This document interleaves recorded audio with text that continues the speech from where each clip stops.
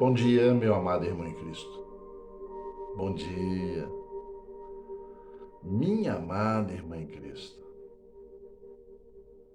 Estamos chegando a um tempo nesse mundo em que muitos dormem, que não veem em que tempo estamos, que uma coisa cíclica está para acontecer e as pessoas não se dão conta.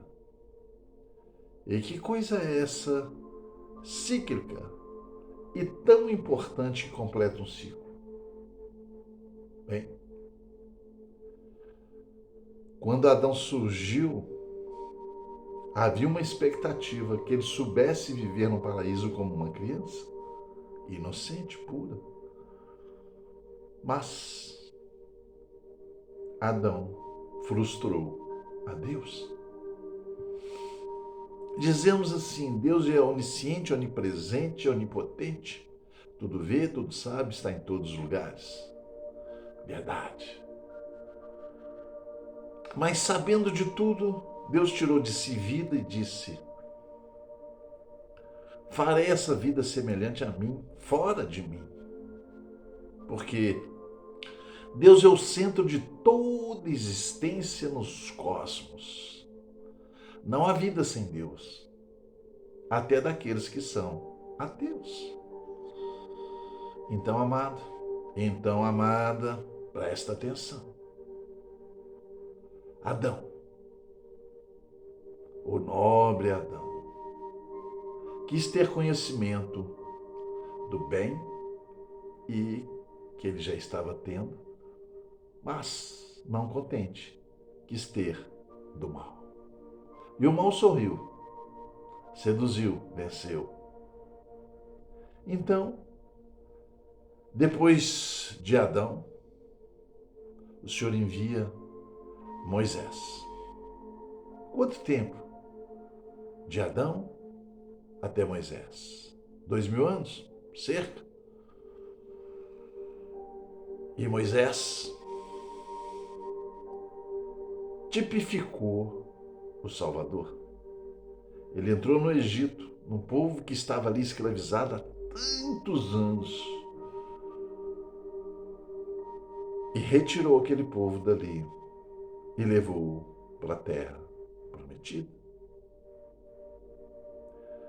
Então, depois de Moisés, foi anunciado um Salvador que não seria como Moisés, que seria homem, mas pagaria o preço do homem ter se sujeitado ao mal, para que o homem fosse restituído à presença de Deus. E o que ocorreu? Veio Jesus, 2000 anos depois, e cumpriu na cruz o desígnio que estava para a raça humana de perecer. Porque Deus disse a Adão, representante da raça humana: se conheceres o mal, perecerás, morrerás. E quando Deus disse morrerás, certamente morrereis, ele estava dizendo não da morte apenas física, mas da espiritual. Porque se Deus se afasta da sua criação, o homem perde o elo de ligação com Deus e vai se tornando menos luz, mais trevas, menos luz, mais trevas, até que venha a falta plena da luz. Isso é uma morte espiritual. E o homem estava fadado a tê-la e nunca mais ver a face de Deus, nunca mais ouvir a voz de Deus. E se alguém pergunta, quando é que eu ouvi a voz de Deus? Se ouviu tantas vezes e não prestou atenção. Quando o Espírito Santo fala contigo, não façais tal coisa. Ei, faz isso não. Você está ouvindo, só que você ignora. Deus falou com você a vida inteira e você ignorou a vida inteira. Não rouba, você está roubando. Não prostitui, você está prostituindo. Não se entregue aos vícios e você se entrega. Não minta e você está mentindo. Não engane e você está enganando. Não, claro que eu não estou falando com você. Você é perfeito, você nunca fez isso. Estou falando para aqueles que erram. Eu já estive no meio deles e hoje estou lutando para não ter que ficar pedindo perdão a Deus todo momento pelos erros. Mas de vez em quando a gente comete algum ou outro deslize, né? De conduta, de pensamento, de atitude, magoa alguém, não é mesmo? Mesmo sem querer. Então a gente erra. Mas o pecado não está em mim. Não está não. Eu abomino o pecado e não aceito que digam que eu sou adorador do pecado. Não, não sou. Eu erro pelas minhas fraquezas humanas, mas não é intencionalmente. Bem, então Jesus veio. Ah, se fosse colocado cada ser humano para ver a morte de Jesus e não tivesse jeito de desviar os olhos, isso marcaria profundamente cada ser humano. Ver aquela dor, aqueles pregos de 60 centímetros que perfuravam a madeira, que perfurava a carne, que pregava literalmente Jesus na cruz. A dor de ficar 3 horas gemendo de dor até a morte acalmar essa dor. Ver aos poucos, segundo após segundo, a energia do corpo se consumir para tentar fazer o corpo não morrer. Não é isso que o corpo faz? E lentamente ver a morte aproximar de uma forma agonizante. Veremos Jesus assim e sentiremos vergonha pelos nossos atos.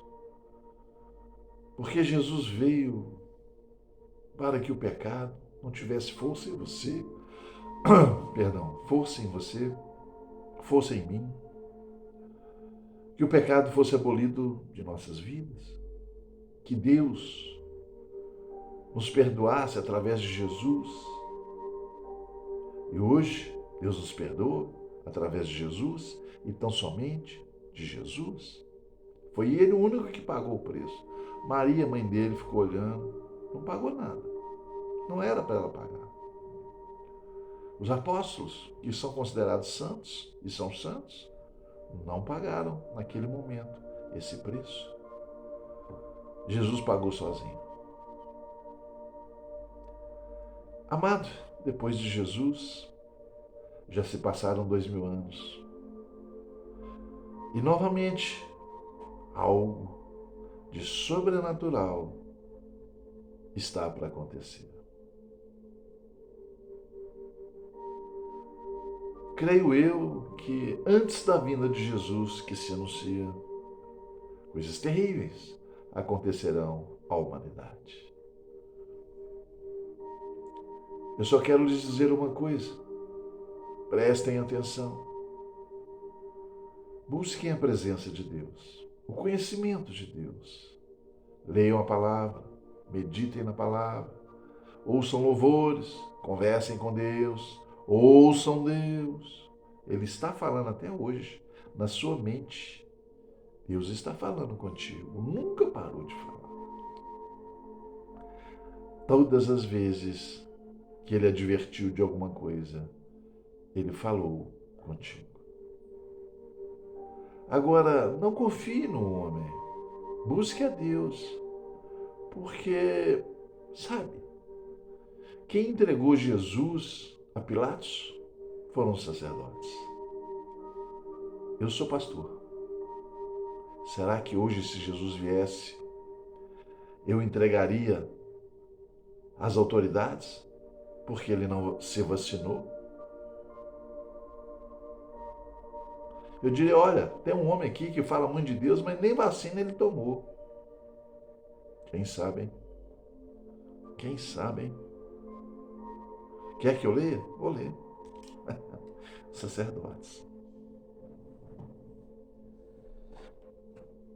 Está em Marcos 15. E logo ao amanhecer, os principais sacerdotes com os anciões e os escribas e todo o sinédrio tiveram conselho, ligando Jesus, prendendo ele. O levaram e entregaram a Pilatos. Eu te digo que você espere de Deus. Sou um servo de Deus e tento trazer as pessoas à luz da verdade, a palavra, as escrituras. Mas sou homem e falho. Tão falho que até minha cabeça já começou a mostrar as minhas falhas. Então, amado, não confie em mim. Eu falo sim, procuro falar a verdade, a palavra, as escrituras. Mas busca Deus. Busca Deus. E você o encontrará. Leia as escrituras que testificam sobre Deus. Busque a presença de Deus e você o encontrará. Entenda, algo grande está para acontecer e vai acontecer. Independente se os sacerdotes anunciarão ou não, se estarão com ele ou não, se venderão para se safar do que vai acontecer. Independente de qualquer coisa. Olha, um pastor, querendo saber a fidelidade da sua igreja, contratou atores. E eles entraram na igreja com armas de plástico, se passando por marginais. E falaram, não gostamos de crente, vamos matar todo mundo aqui. E perguntaram, um a um na igreja, quem era de Jesus, que ficasse à direita. E quem amasse a sua vida, que ficasse à esquerda. Porque quem era de Jesus não ia passar daquela noite, não. E o pastor foi olhando. A meia dúzia de ovelhas ficou do lado de Jesus. O restante foi salvar sua vida. Acreditando que eram marginais, se amontoaram de um lado. Então o pastor disse, um dia Jesus virá e ele vai separar os bodes das ovelhas. Esses que estão aí separando vocês são atores. Joga a arma no chão, amados. E quando eles jogaram, ela ficou picando no chão, porque eram de plástico. E eles entenderam que tinham caído numa situação. Envergonhados, voltaram e se assentaram nas suas cadeiras. Quando Jesus voltar, de que lado você vai estar? Para salvar o seu salário? Para salvar a sua vida? Vai negar a Jesus?